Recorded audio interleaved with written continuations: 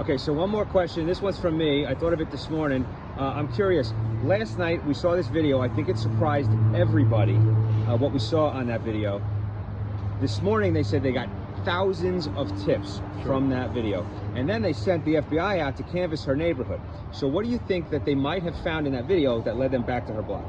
Well, I think sometimes people see a little bit of what they want to see. We all know that. It's a funny thing, but the studies demonstrate that eyewitness testimony is among the most fallible of testimonies of evidence that you can have in a case.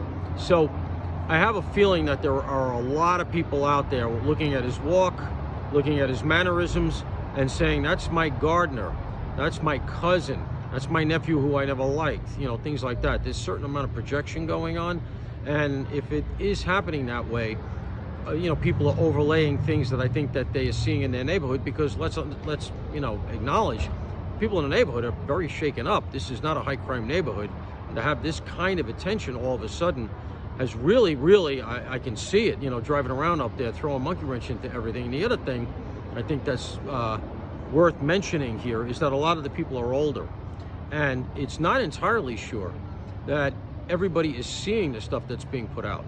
So I think one of the things the authorities are doing is, on the assumption that this person has had some experience with the house and so you want to look locally, let's make sure everybody in the housing development, it's a pretty good sized development, make sure that they've seen this video, taken a good look at it, because you might get the one person who actually says, I know this guy and it's right.